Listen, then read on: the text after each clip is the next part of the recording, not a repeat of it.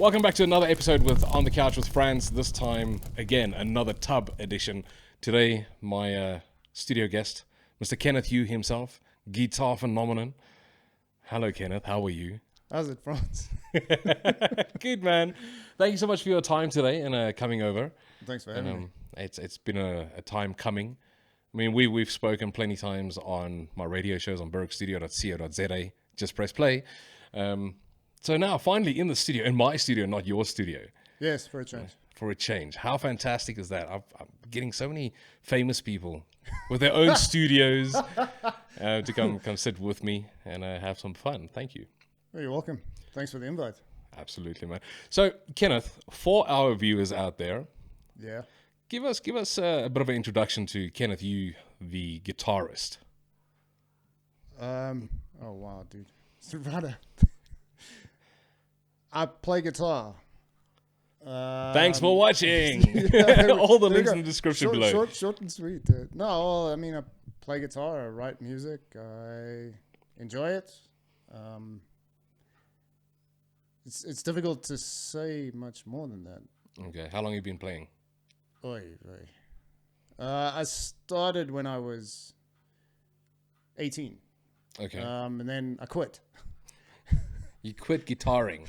Yeah. Okay. Tell us. The band I was playing in at the time just fell apart, and I couldn't deal with the heartbreak, so I just gave all my gear away.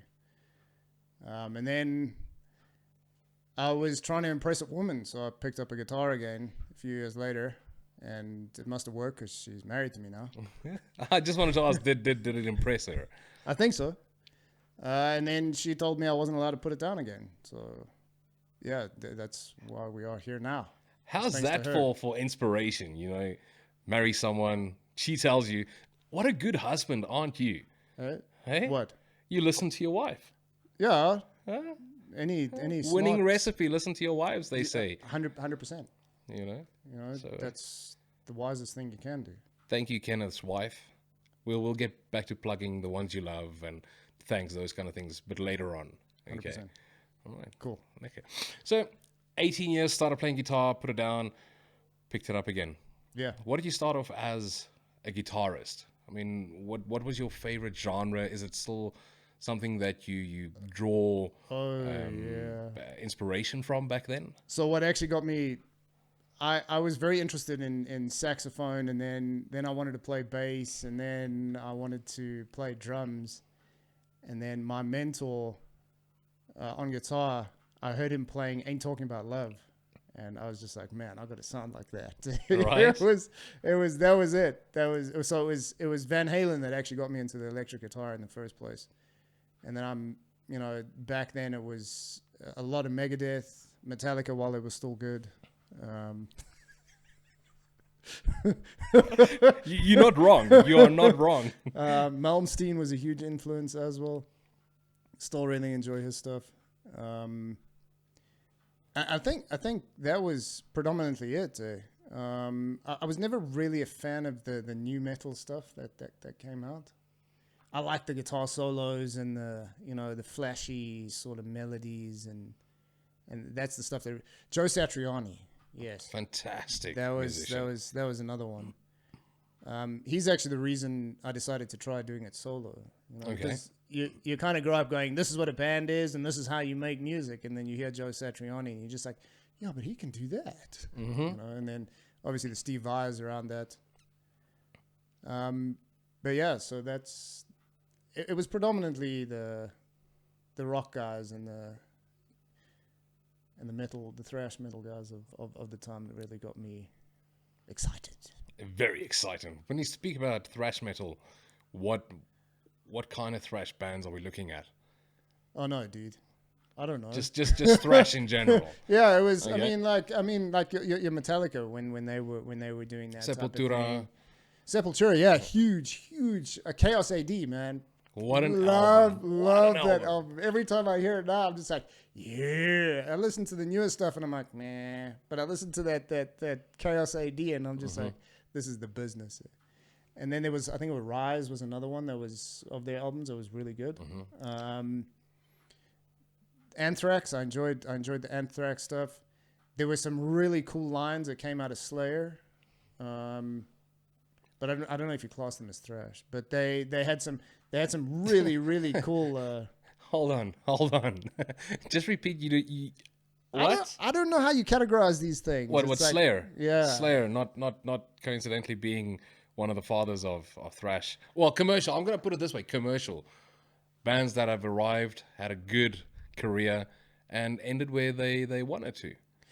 You know, they were a clever thrash metal band. Man, you can sit and beat me like a bad donkey after this. I am terrible with this genre game, man. I'm just Even like, me. I'm like, freak. The only reason we have genre is for marketing. That's it. You know, it's like music is music. If you enjoy it, you enjoy it. If you don't, you don't. You know, what type of music do you enjoy? I don't know. The music I enjoy. Yeah, the good music to my ears, to your ears. Exactly. You know? And then I think that was. There's probably one or two bands I've forgotten now as well, but Megadeth. I know you're a big fan of Megadeth. yeah, dude. Man, they're one of the forefathers of thrash. Also, I don't know. I suppose it's thrash. Well, I don't know how I'd class it, but Dave Mustaine definitely is one of the forefathers of that genre or that type of music, considering the fact that he was in Metallica and the Kill 'Em All and all that other stuff. You know, what I really like about Dave Mustaine is that he's unapologetically Dave. That is it. Man. Hello, Dave. And I think that's great. You know, especially in a world of like plastic now, where people, he's Dave Mustaine, man. You know what you're gonna get when you deal with him. But I what actually introduced me to that music was I was hunkered down, supposed to be asleep for school the next day with earphones in, you know, those old foam earphones that we had. With a metal strip across the top. Yes, the ones with that your always Walkman. break and you end up with sellotape on it. Yeah, and it was Barney Simon, and I heard that orchestral tuning up intro for Symphony of Destruction, and I was just like, "What is this madness?" You know, it was so cool. And then I wasn't very popular in the house, but that was the sound that for me was like, yeah, this is music. And does that directly influence the way you write your music as a solo artist? I don't know. I guess subconsciously we kind of draw inspiration from the music we enjoy, but it's not like I'll sit down and go like, well, would Megadeth do this? If you've listened to any of my stuff, Which I have. I don't think. Mind you, sorry, I'm going to interject right there, ladies and gentlemen. So for the members of various bands that's been on the couch, which again is out of frame over there today, every week I give them some freebies. Yeah. Am I going to give you back some Kenneth Hugh CDs today? No, please don't, man. I'm out of t-shirts. I've been trying to get rid of those things for so long. Yeah, I think the shirts are all gone. I got a cupboard full of discs still, though. If you need more discs. Sorry, man, I ain't going anywhere, and the bands are still coming. So, but sorry, coming back to your sound, and if anyone has ever listened to your music, then it doesn't really. I mean, you can hear the influences there, but it's not like I've ever sat down and thought to myself, is this something that Megadeth would write, or is this something Metallica or all the other bands? I kind of just sit down with a drum groove going, and I just jam, and then find some interesting progressions and go like, wow, okay, cool, yeah, that'll work, and then track that out, and then write some melodies over it, and then start fitting all the other bits and pieces together. That's great. And then get way too carried away and add way too much stuff. Before carrying on with your music as such, you also do mixing, sound engineering. Am I correct? Sound engineering, or not so much? Not the live side of things. So yeah, the recording and the mixing side of things. Yeah, I do that at the studio. Lots of fun with that as well. I know. But the reason I got into it was just because I was finding it so. I think when I started pursuing this again, I think I was a bit too old for what a lot of bands at the time wanted. He says he was too old. Wow. We'll deal with this afterwards. With the wet donkey. No, I was really struggling to find bands and stuff like that. And I just thought to myself, well, you know what? Let me just do it myself. Because I was going to spend some cash and go to a proper studio, and I sat down and did the maths and figured out how much it was going to cost me to actually do that. And then I thought to myself, well, why not just use that money to buy the gear, Right. and then just sit and hack through it. And now you've got a fully fledged studio of your own. Yeah, by God's grace, I was so excited. I actually sent a picture of that studio to a good friend of mine, and we were ex-bandmates as well. And his response was, "It looks magical." But it is, man. It's such a wonderful experience walking into Rabid Dog Studio. Links in the description below. You have to send me all the links. Damien, if you're watching, you better send them. Well, Yeah, they're not going to see this because by the time I release this video... I'll get all that stuff to you. Yeah. It's cool. But yeah, no, it's my happy place. What happens in Rabid Dog Studio? I mean, tell us a little bit more about the studio and... We make music. Yeah? Really? I'd imagine so. Yeah, no, it's... I you know, it's such an open-ended question. There's so much that actually goes on in there. It's really great. You know, we work with solo artists, we work with bands, we work on our own projects. I mean, the Iridium Experiment, we're busy with that third EP now. So we're quite excited to get that out.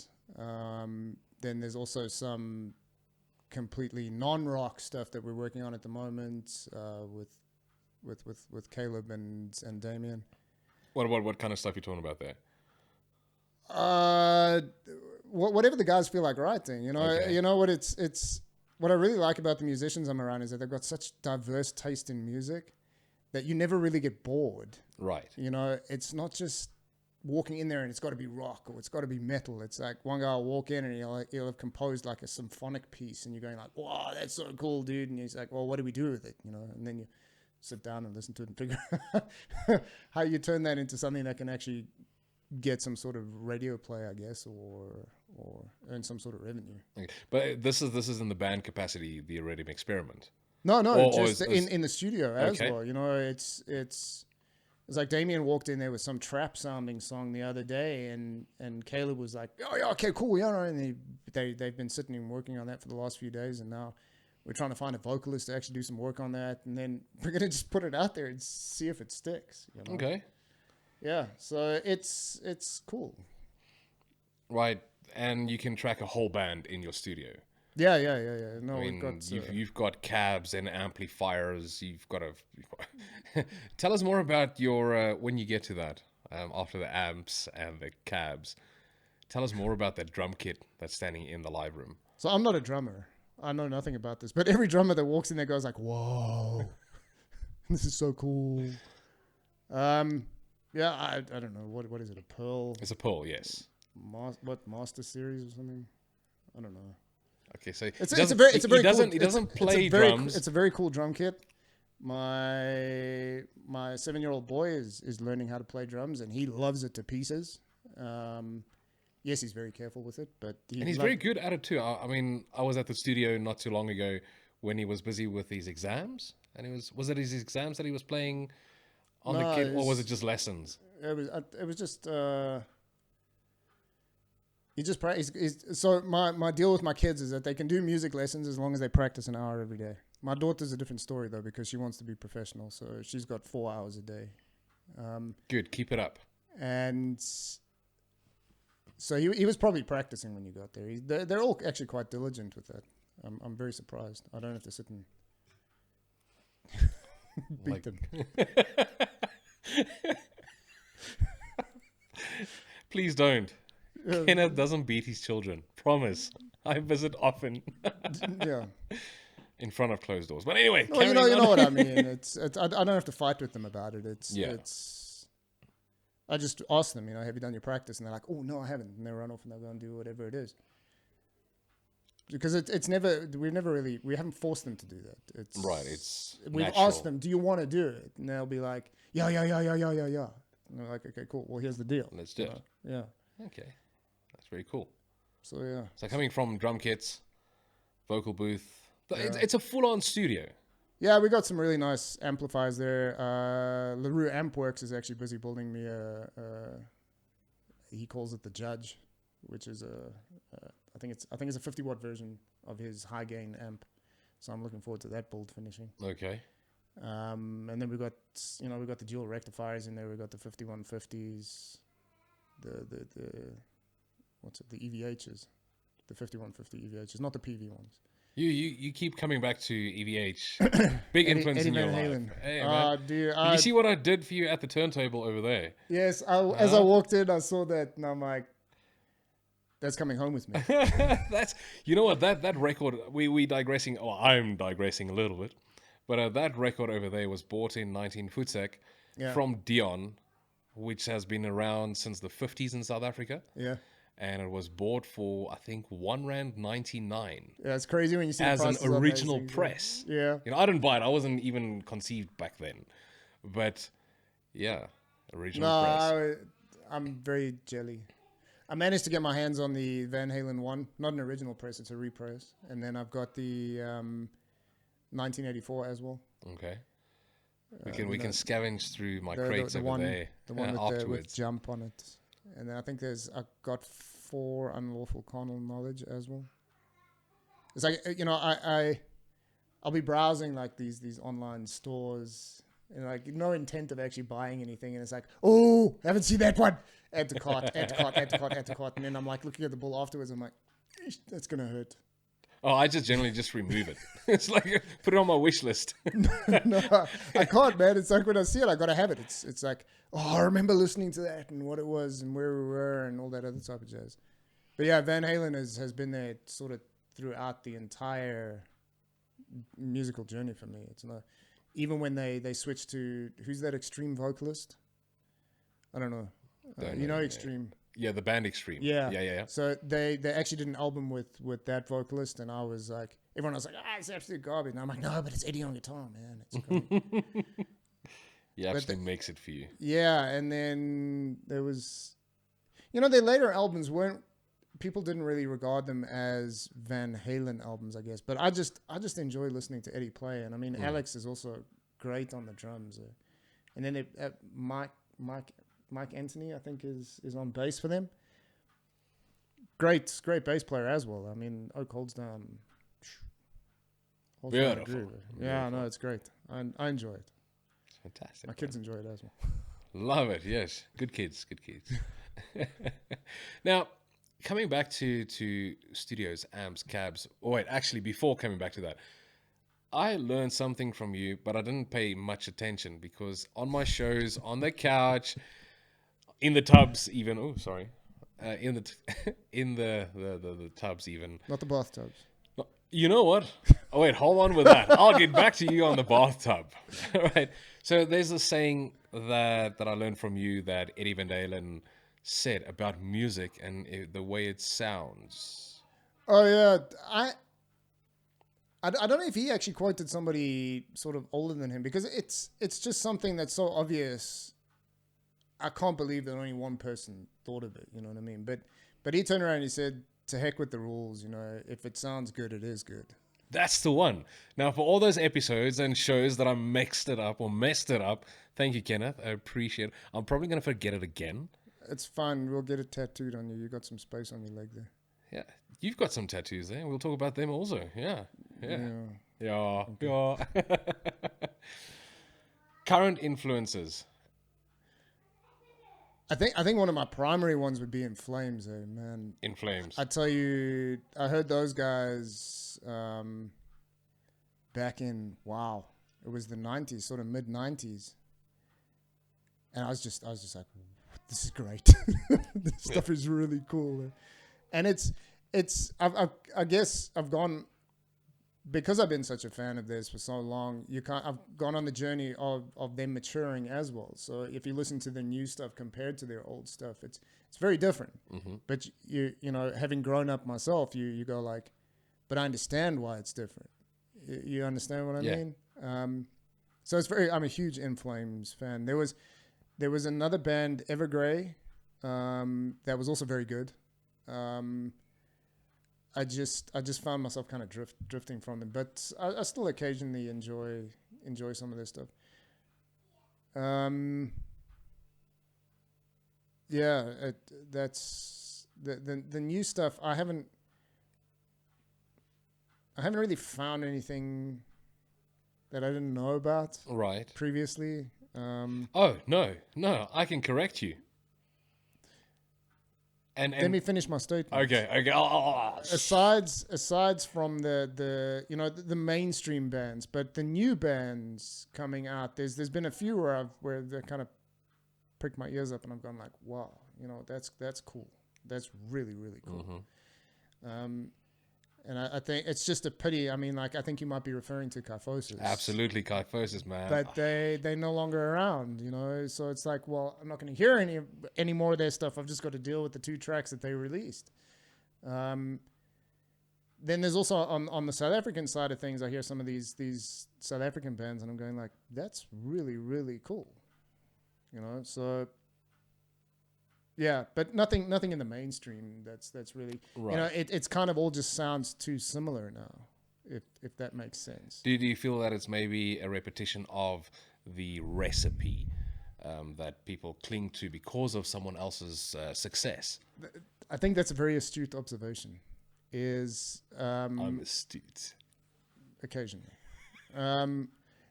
Is that the general formula, it seems, for success is people trying to repeat other people's success. But I'm a firm believer that the reason the first person attained success with that was because it wasn't being done.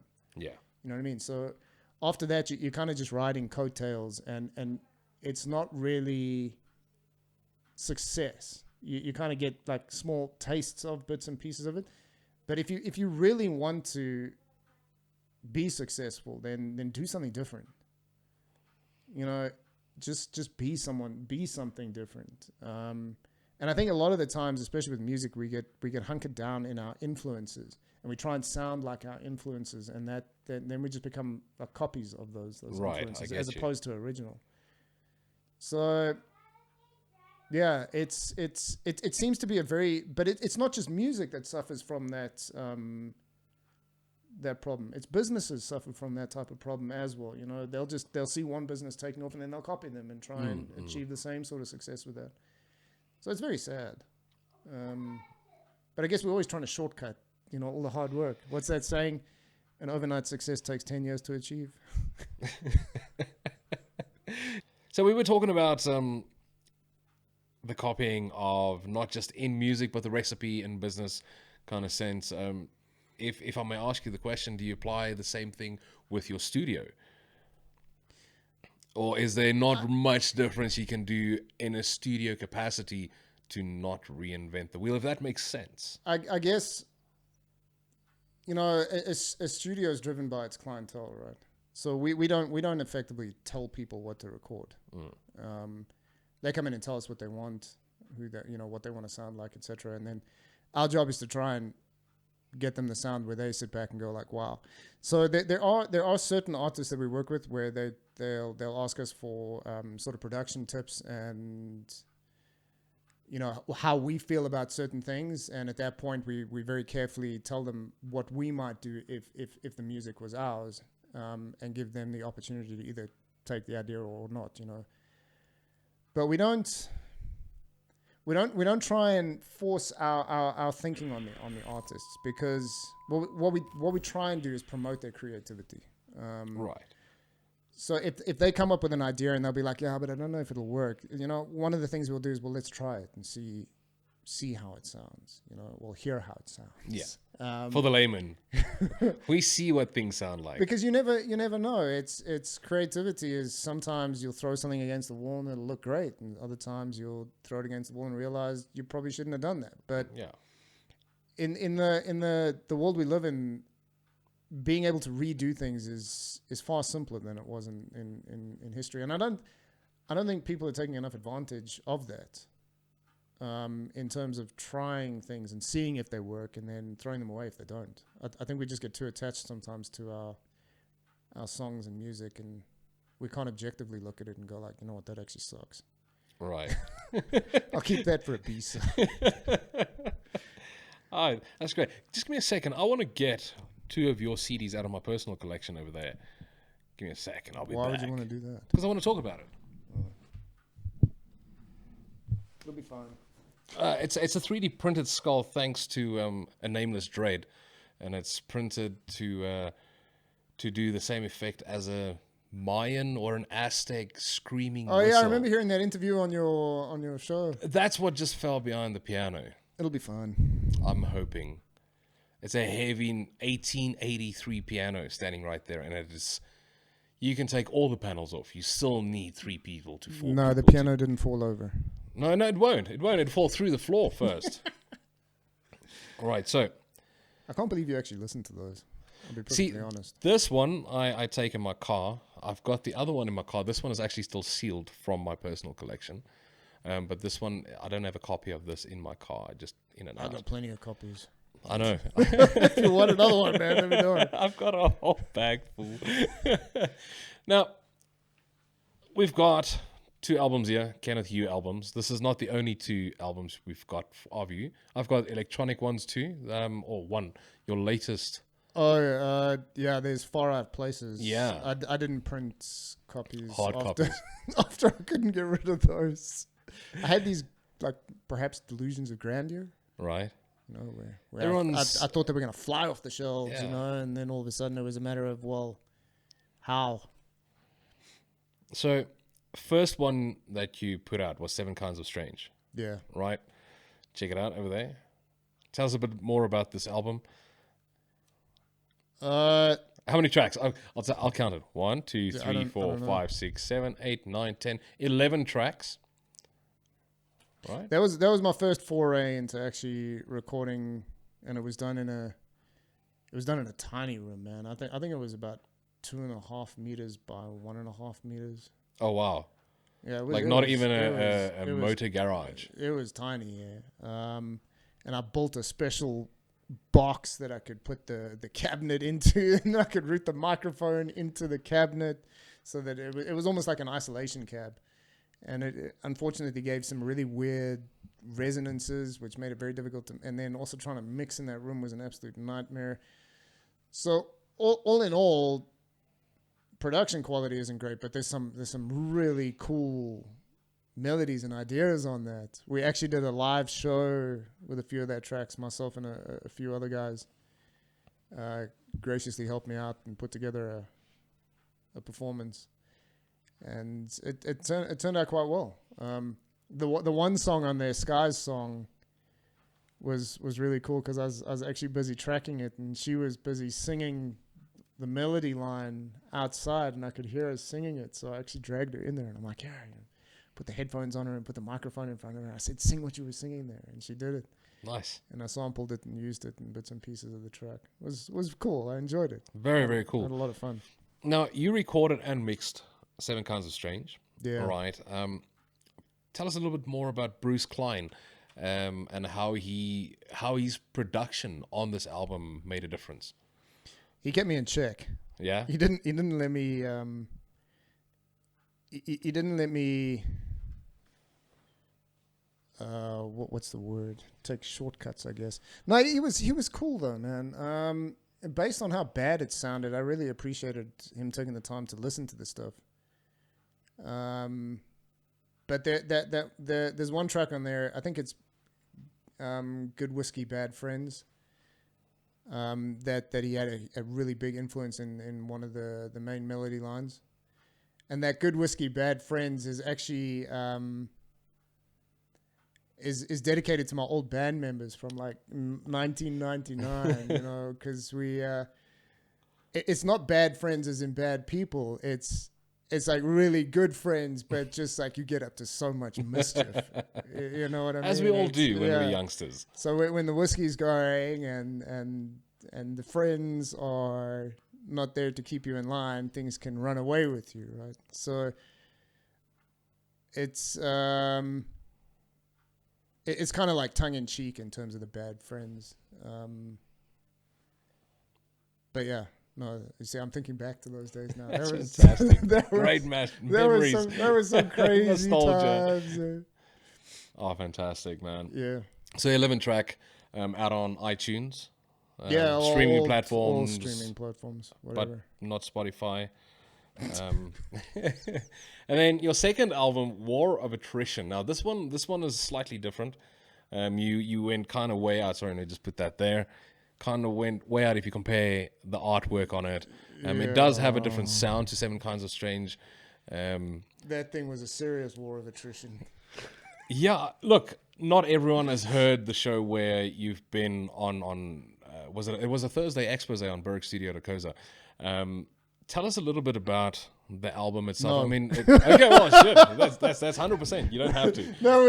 That was heavy. It took a while, eh? Yeah, it took a lot of time. It was just too many ideas crammed into songs, and I just couldn't. I really struggled to get things working together, and I had to battle through that thing. And then what happens when you do recording and mixing is that your ear actually develops and becomes better, and then you start hearing things that are wrong, and then you can't figure out how you're going to actually track because that was also done in the same room that this was done in. Okay. And again with that same cabinet, and you just can't. It's driving you crazy because you know what you're looking for in your sound, but you just can't get it because it feels like you don't have the facilities in order to get that sound. You know what I mean? So that album there actually led to the creation of the studio, because I was so mad with the sound I was getting there. See, it's stuff that I'm getting my own studio, building it, and I'll get my sound that I want. Yeah, no, that's it. And that's why Far Out Places actually sounds the way that it does. Okay. But Far Out Places was also that's a very conceptual album. It's supposed to, when you listen to it, you actually feel like you're in far out places. Like, yeah, it's a journey. There's like stories and a whole lot of things in there. That last song on that album, I'm Done Here, is probably one of the most horrific songs I've ever written. If you take the time to actually listen to that song from beginning to end, you will feel like you're being strangled until the very last resolution. And then you feel like finally you can actually carry on living. It's a terrible song, but it's a great song. You must have been relieved finishing it off. I screamed out loud. I kid you not. I screamed out loud when I actually finally figured out, when I resolved that melody. It was driving me crazy. But yeah, it's like if you want to test yourself, go have a listen to that track. If you want to test yourself, he says. It's tough. It's tough to listen to, hey, but it's like right at the end, it's just so worth it. Now, coming back to War of Attrition, right? Artwork done by Shapeshifter Studio. So that's Michael and Connoisseur. Also one of my old band members. I actually grew up with the guy as well. Coolest cat ever. Yeah, really. Yeah, he's a special cool cat. guy. Yeah. I don't want to say much more than that because I don't want to misinterpret it, but he's a really, really cool cat. Shapeshifter Studio. And then that's the other thing. Stuart and Shanae did vocals on War of Attrition. Yes. Tell us a little bit more about the collaboration there, how they came to be that they're on this album, and do you often do vocals on your solo project? No, I don't. Okay, cool. Let's move along swiftly then. I never do vocals. I remember not you. I remember trying to do vocals. Funny story. I remember trying to do vocals once, and I got into the booth, and it was supposed to be backing vocals. Okay. And even that, the Oaks are like, after 30 seconds, the Oaks are like, no, come out, stick to your guitar. It's fine. So I just don't do that. Stuart and Shanae, so that track, Without a Tear, that was one of the first songs I ever wrote. Like, ever. I mean, and Stuart and Shanae really liked the progression, because I used to play it in the band room when we were rehearsing together years ago as well, and they really, really liked it. And it morphed from this just acoustic piece into this 12-string piece into the final thing now. And they felt that they could do the song justice, and I think they did. But yeah, it's actually quite a meaningful song for me. Okay, great stuff, man. Yeah. Any other collaborations that you have done in your solo career? There's Mirrors, which I did with Ivan. Yes. Ratel. Ratel from Kudu. Yeah. Yeah, that guy's also a really cool cat. And I can't think of anyone else. Did I miss someone? I don't know. I'm asking him. I'm so sorry if I did. Well, we'll edit it in. Immanuel, if you can, edit in if I give you information later on. There's been a lot of I wouldn't say collaboration, but there's been a lot of input from external guys like Damien and Merrick. Yes, actually, no. Merrick did the bass on Head Trauma, the latest. That's your latest single. The latest single, yeah. But yeah, they know me around listening to the songs and telling me how I could potentially fix the mess that I've made. Thanks, guys. But yeah, I'm looking forward to some collaborations going forward though. Once this Iridium Experiment stuff is out of the way, I want to start writing on the solo stuff again, and then I've got like a group of people that I feel I can really utilize, create something cool with. Okay, you know what I mean. It's cool. I'm excited about that. Very, very cool, man. I can't wait to have the Iridium Experiment on the couch. We're not going to touch too much on the Iridium Experiment today, as it is Kenneth's band or his other. It's a band. It's not just a project. Yeah, it's a band. It's a fully fledged band. We're supposed to organize time with you on the couch. Mm-hmm. So yeah, let's leave that information for that Absolutely. interview. But in the meanwhile, you can go check them out everywhere. Yeah. 2 EPs out, third one in the making. Yeah. And I'm sure by the time we have the Iridium Experiment on the couch, then we'll have some fresh material also. Yeah. I think maybe. I don't know. The new stuff coming is. Yeah, I'm excited. I'm excited. Yes, sir. Thank you so much. Yeah. Kenneth. Yeah. I'm trying to think of something else that I wanted to ask you and I completely forgot.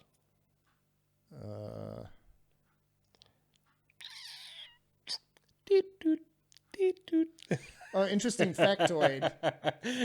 On the SoundCloud, if you go to iTunes, yeah, and you or whatever, and you look up something called Rabid Dog Labs.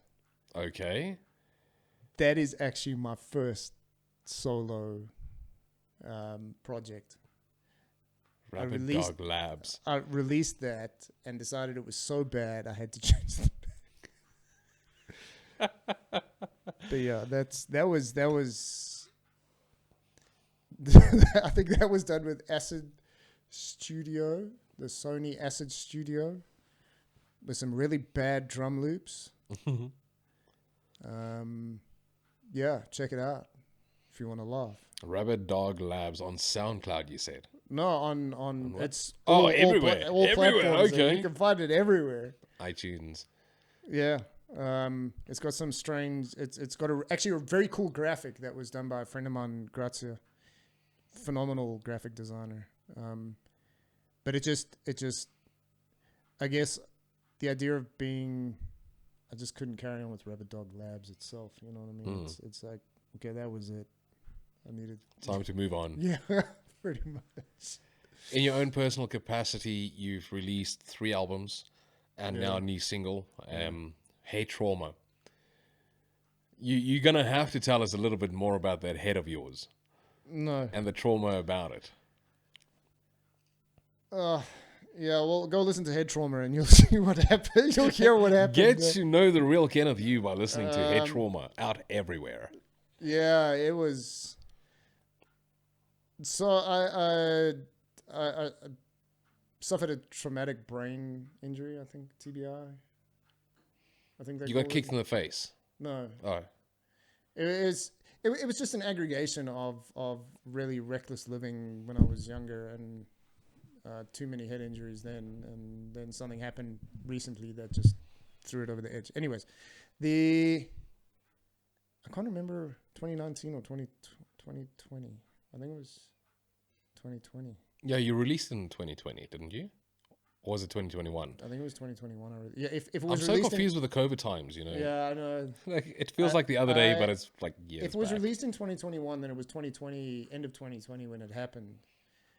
And the only thing, I mean, I couldn't speak, I couldn't have conversations with people. It was really weird. You know, there's something really weird about when you start questioning your reality to the point that you start believing that you speak to people, and then you start questioning whether you actually, because of the way they look at you, you wonder if what you thought you said is actually what came out of your mouth. Right. It's freaky. Yeah. I can imagine. I don't know. It doesn't look like you've had a stroke before, but would you think that's in the same kind of brain capacity or lack thereof at the moment? I tell you, I have far more understanding for people that suffer from things like Alzheimer's and dementia and the schizophrenia, and anything related to the brain not functioning, even drunk people, because it's infuriating, and you've got to. It's difficult.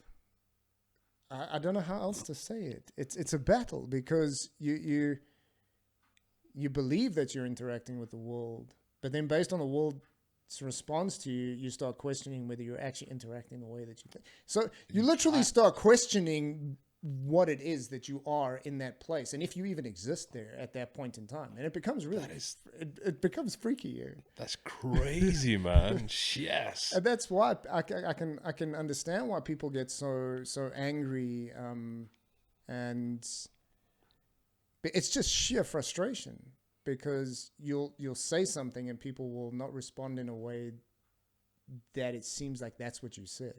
Mm-hmm. And then also trying to have conversations with people, and people like eventually, because they're not. I mean, have you had a conversation with somebody that's had a lot to drink?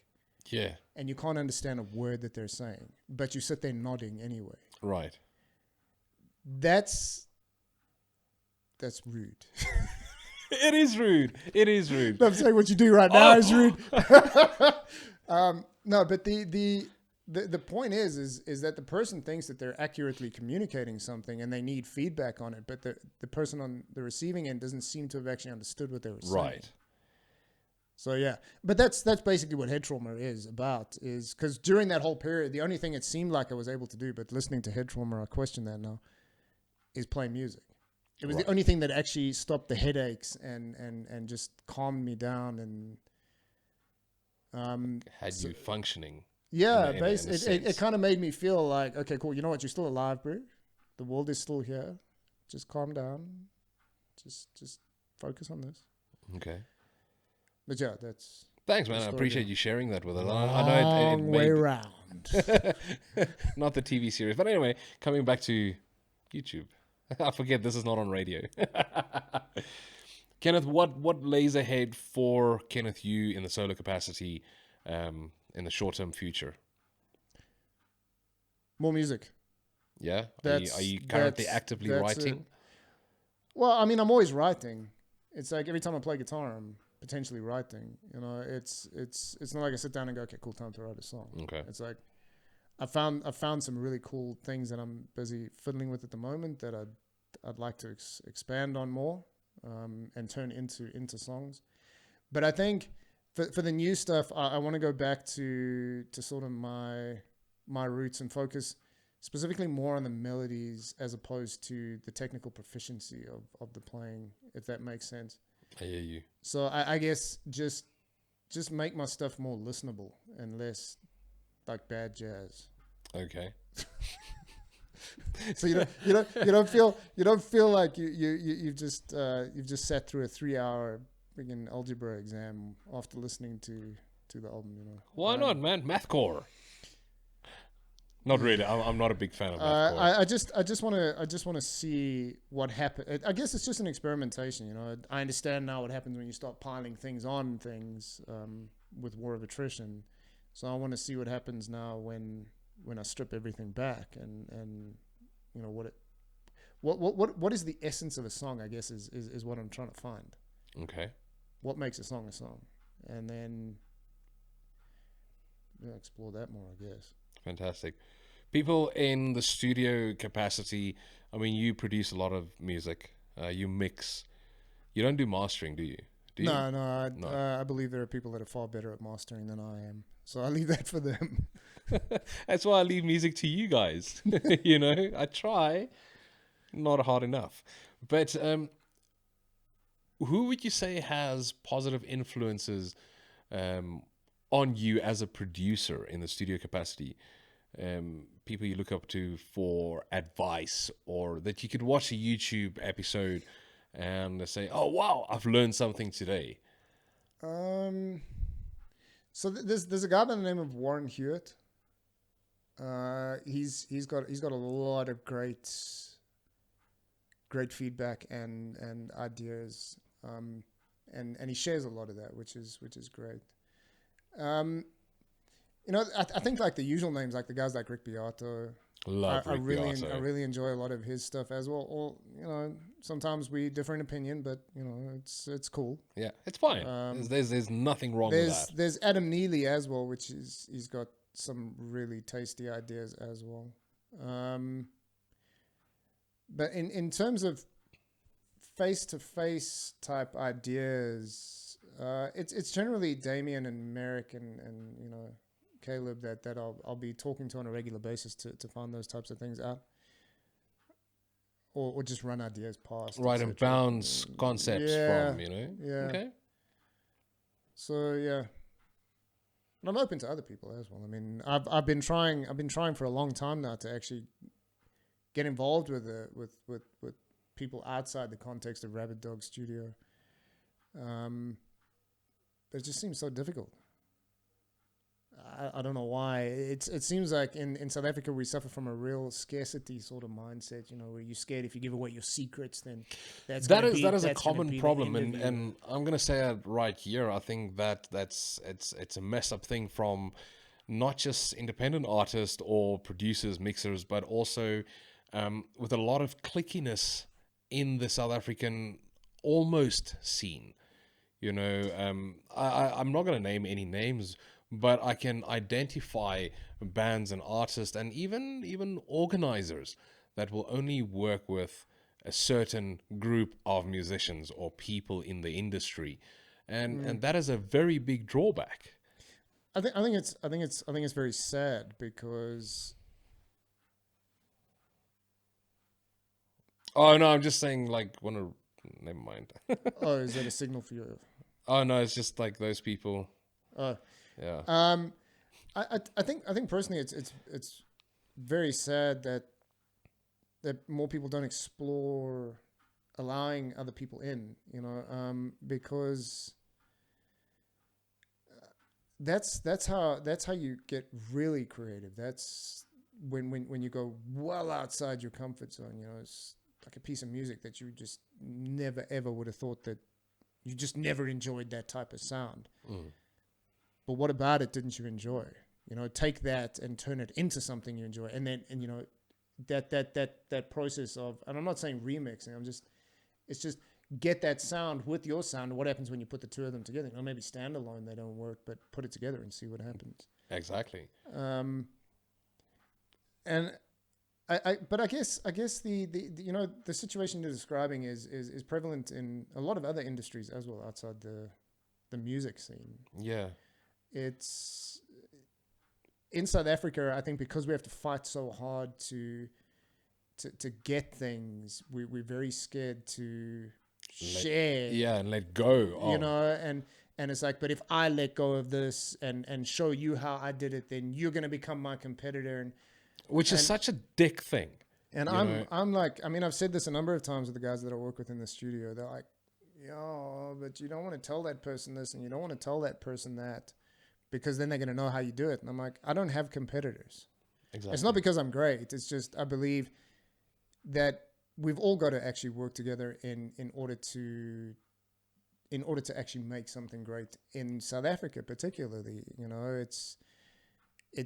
We desperately need it because we're such a small market. Mm-hmm. If engineers and producers and artists started working together, then I think we'd see more momentum in the actual industry as opposed to like the segmentation that we kind of have at the moment. But Each to their own in the end of the day. It's kind of like well, not each to his own. I want to say stop it, start working with people. Yes, but it's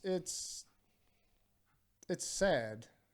I just think it's really sad because you don't know what you're missing out on. Exactly. The potential is unknown. There's so much joy from actually collaborating and working with people that you're stopping yourself from kind of experiencing that joy, and it sucks. Why? Just do it. Take a chance. It's like, and maybe that's the other thing is that people have been hurt so many times they don't want to take that chance again. But it's like, we'll get hurt in relationships, but we'll get into new relationships. Yeah. So why is this any different? Just remember that, okay, last time I did that with that person, this is how it worked out. And if that person comes back and wants to work again, then see if you can't rearrange the relationship in such a way as to protect both parties so that nobody gets, schneid. Exactly. Yeah. But I'm a firm believer in, I give people a chance. You have to. I mean, Kenneth, I've told you this many times before. I've got a lot to thank to Kenneth for being where I am today, in the tub. With Kenneth in the other tub, you've helped me so much over the last few years, and it's just again testament to what can happen from someone that had a headphone set to and wanting to give up so many times. And you speak to Kenneth, and he just pumps you full of this inspiration and motivation. So thank you. Just a little side note there. Well, you're welcome, but I like to think it's a symbiotic relationship. You've done just as much for me. Oh, dude, I play the music that you make. That's it. That's pretty much it. I just play music. You've also encouraged. I've also had those moments where I'm like, thanks. and then you go like, Thanks, man. Appreciate you, Kenneth. Starting to wrap it up. Anyone you'd like to give shout out to, mention that we've not spoken about, or just take a few minutes if you like and speak your mind. Well, I'd like to thank God for giving me the opportunity to actually do all of these things and surrounding me with the people that He surrounded me with, so that I am able to do that. My wife, who's put up with me for the last 17 years. Thank you for understanding, and thank you for pushing me to continue to do it. She's actually a pianist herself as well. My kids, for keeping me young. All the guys from the Iridium Experiment, Damien, Merrick, Nick, Caleb. Love you guys. Thank you. Mike from Botner's Music, West Rand, always sorting me out. Champion do that also. Keeping everything real. Bruce Klein for always being around to have a good chat with and a laugh, and to sit and critique guitar players and their sounds. Man, there's my brothers at Sistema, those guys have also kept me propped up, and